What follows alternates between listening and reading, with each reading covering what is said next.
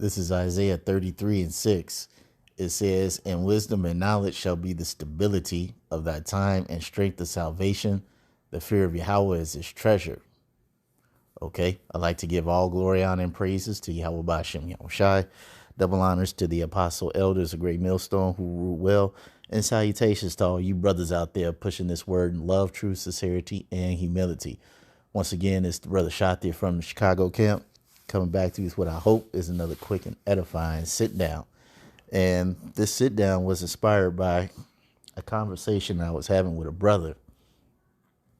And, we was talking about how people, the people of the world, are starting to regret the fact that they're jaywalkers, okay? And they're starting to really beat themselves up because now the truth is coming out about a certain said medical procedure. And they're of the mindset that if they had a chance to do it all over again, they wouldn't do it, regardless of how much they were pressured or coerced into doing it. And the brother and I was saying that this was nothing. This was only bad Uncle Esau applying a little bit of pressure. Okay, using your job against you. All right, allowing you to be able to file for exemptions and go to court to fight and protest how you feel that it's unjust. This was just a little bit of pressure. And we were saying, what's going to happen when they start implementing the G5480? All right, because unlike the medical procedure, all right, this final medical procedure, there's not going to be any compromise. There's not going to be a religious exemption. There's not going to be any way you can take this to court.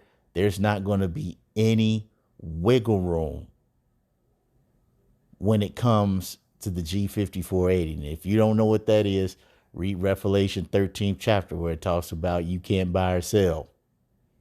Okay? That's the G5480. Okay, there's not going to be any wiggle room. There's not going to be a way that you can Photoshop or falsify any of that. You will have to have that device.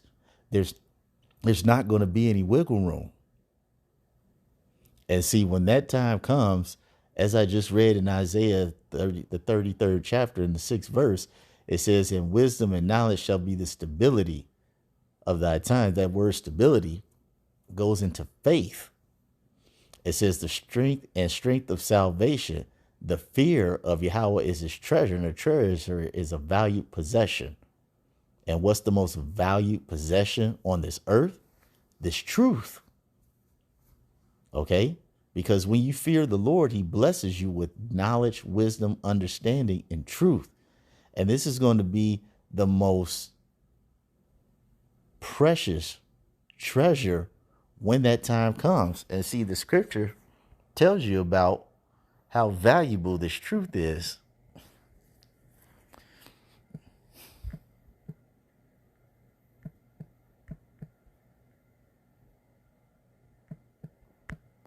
I think it's in Matthew 18. No, 13.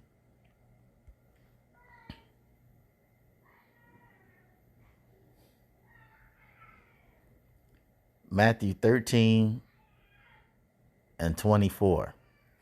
It says, "Another parable put he forth unto them, saying, The kingdom of heaven is likened unto a man which sowed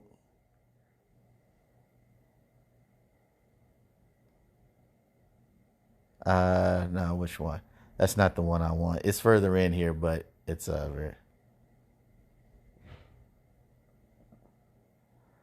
where's the one where it said he found like a pearl or a diamond?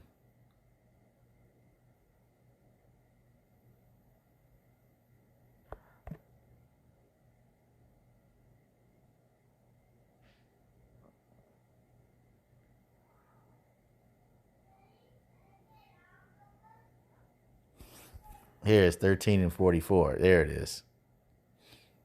Matthew 13 and 44. It says, again, the kingdom of heaven is like unto a treasure hid in a field, right? Because you have to remember, as the scripture says, this wisdom doesn't make itself accessible to everybody.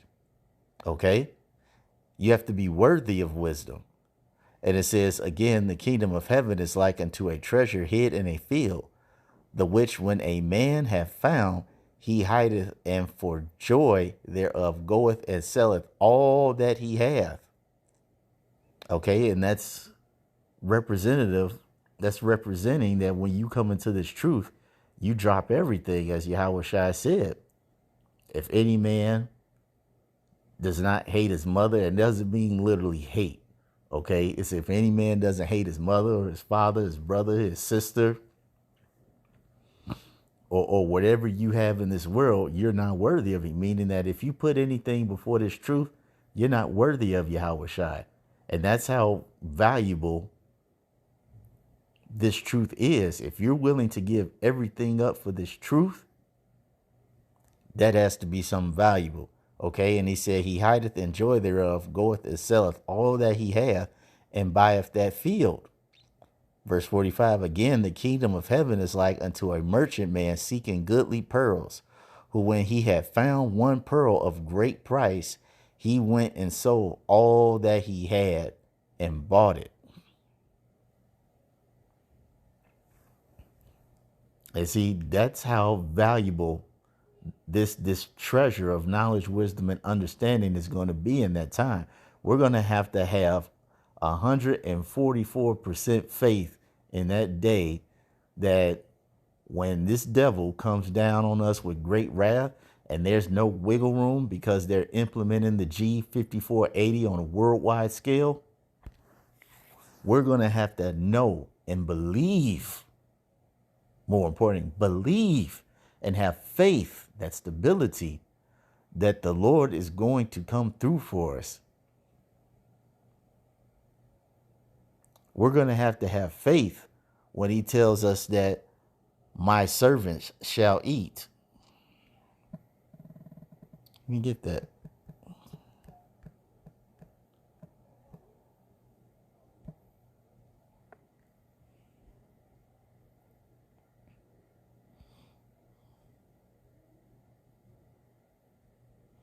Isaiah 65 and 13, it says, therefore thus saith Yahweh power, behold, my servants shall eat, but ye shall be hungry. Behold, my servants shall drink, but ye shall be thirsty. Behold, my servants shall rejoice, but ye shall be ashamed. Behold, my servants shall sing for joy of heart, but ye shall cry for sorrow of heart, and shall howl for vexation of spirit. Okay? But in order to access these type of benefits, you're going to have faith. And as Yahweh Shai said, if you have the faith of a mustard seed,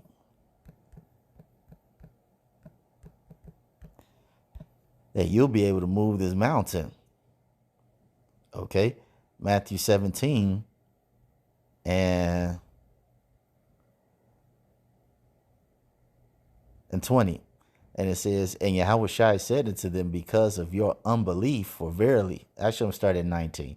Then came the disciples to Yahweh Shai apart and said, why could not we cast him out?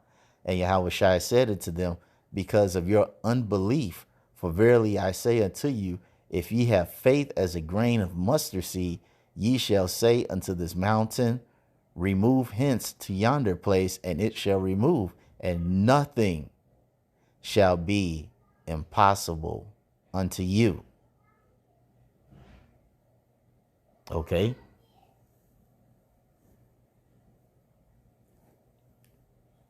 So the big thing we're going to have in that time is this faith and the knowledge, wisdom, and understanding that comes with this faith.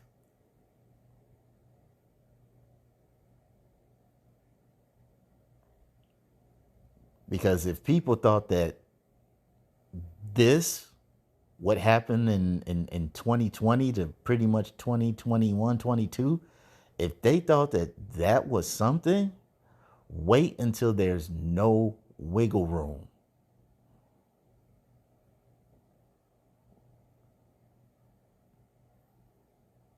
Because see, the consequences of the second and final, or should I say the I shouldn't say the second, but the consequences of the final worldwide medical procedure of the G5480, it's not going to be you losing your job. It's going to be you. It's going to be you being ostracized. And that's the best of all the outcomes, because if you if you don't succumb to the pressure, the next thing is you're going into a FEMA camp or you're going to get put to death. Like I said, there's not going to be any religious exemptions. There's not going to be any uh,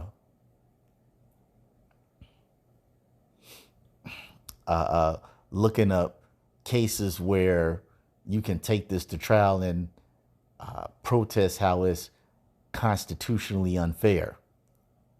You won't be able to do that when this rolls out. Just one of the brothers, I can't remember the brother's name, but he did a mighty sit down, I think about a year or two ago. This brother said at that time, hey, in that day, we're going to have big faith. Like how Shai said, that faith that's going to move mountains. That faith that's going to keep us firmly planted when it seems like all hope is lost. We're going to have that faith that is going to carry us to the end. So that's all I want to say on this. Hope you're all ratified. Until the next time, we're going to say shalom.